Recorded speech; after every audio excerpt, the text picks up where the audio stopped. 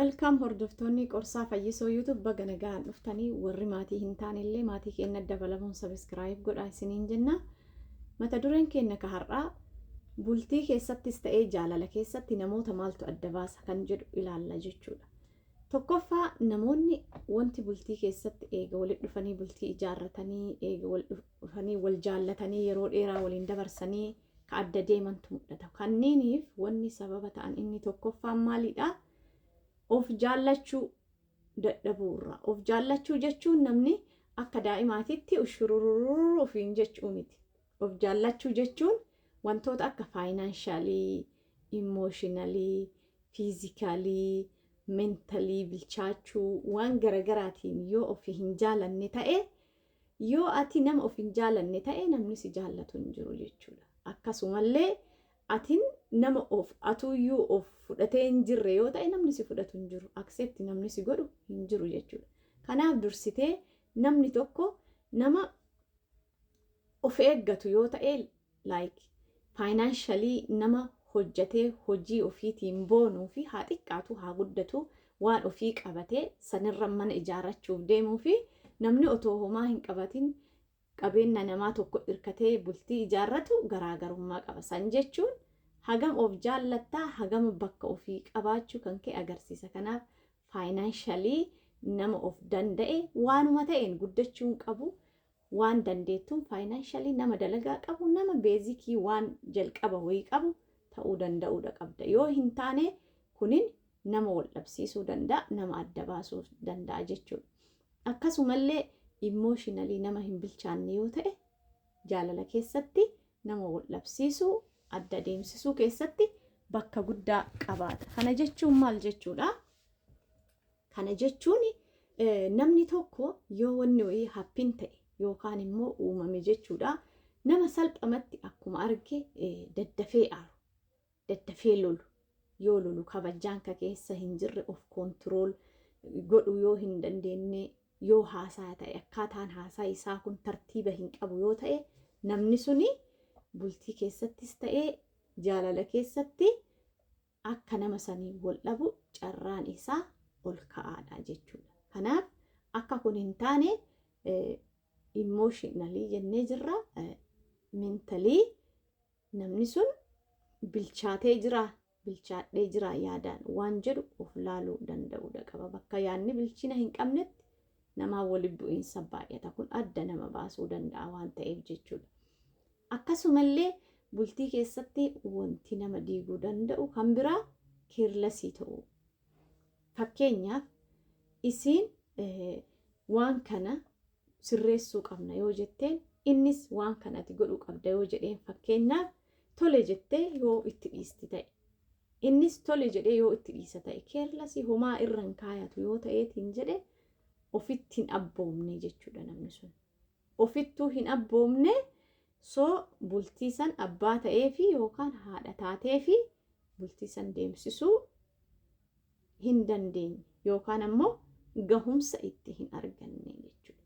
Kanaaf bultii keessatti jaalala keessatti keerlasii ni ta'a yoo ta'e namni kuni wal dhabbiin isaa sadarkaa ol ka'aa jechuudha. Wal dhabbiin isaa ol ka'aa, waliin bu'iinsis ol ka'aa, jaalalaaf bultii diiguu keessatti bakka guddaa qabaata jechuudha keerlasii ta'uun. Kanaaf keerlasii ta'uu irraa of qusachuun irra bareeda. Akkasumas yaada kan kee nama biraatiif waan silaa ofii kan keetii murteessuu qabdu waan ofii keetii ofiin mari'attee jaalala kee sirreessuu dandeettu, bultii kee sirreessuu dandeettu namaan dursitee ni mari'atta yoo ta'e kunin ofitti amanamummaa hanqina ofitti amanamummaa keetii waan qabduuf ofitti murteeffachuu yoo hin dandeenye namni waanuma ati silaa kophaa keetii yaaddee sirreessuu dandeettu qajeelchuu dandeettu namni yaada biraa sii kennee jireenya keessan yookaan bultii keessan si jalaa balleessuu danda'a.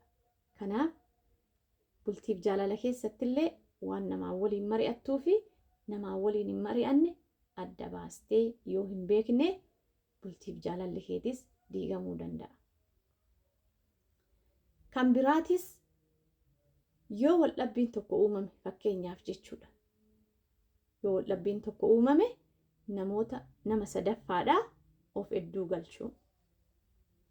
Kun immoo irraa guddaadha yeroo baay'ee jechuudha. Wantoonni namoota adda baasan bultis ta'ee jaalalas diigan nama sadaffaa hedduu fi galchuudha.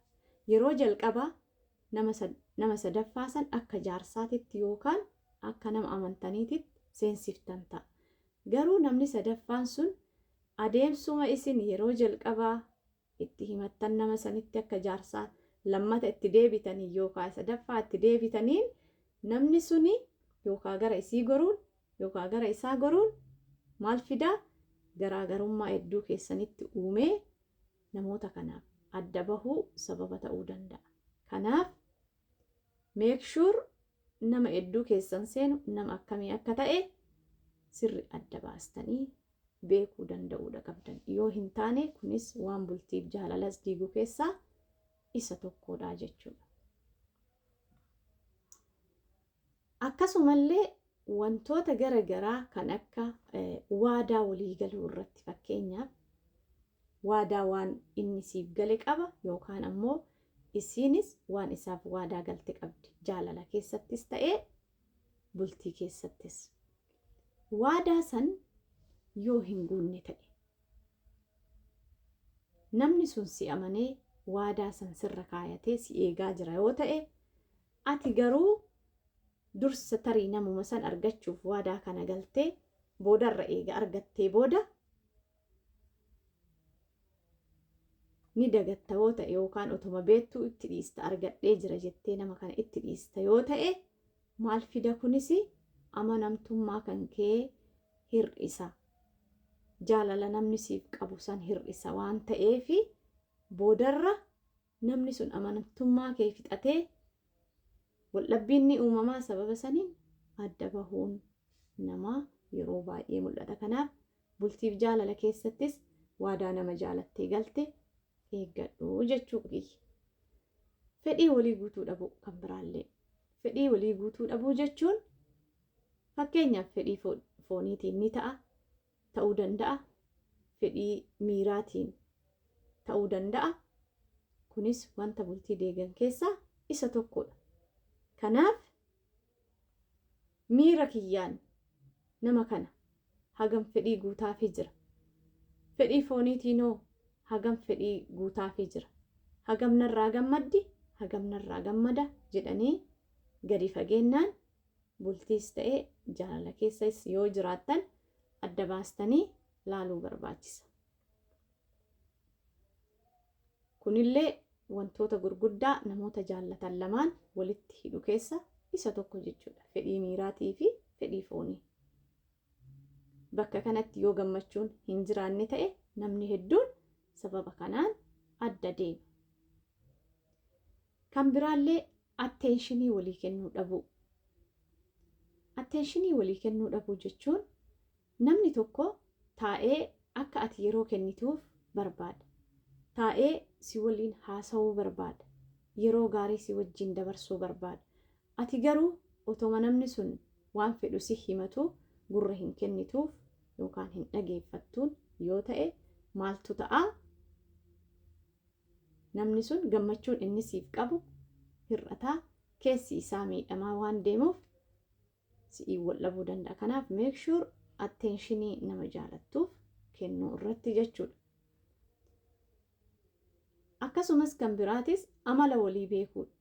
Amala walii beekuu dhabuun bultii keessattis ta'ee jaalala keessatti adda nama baasa. Kanaaf amala walii beekuun baay'ee irraa barbaachisaadha.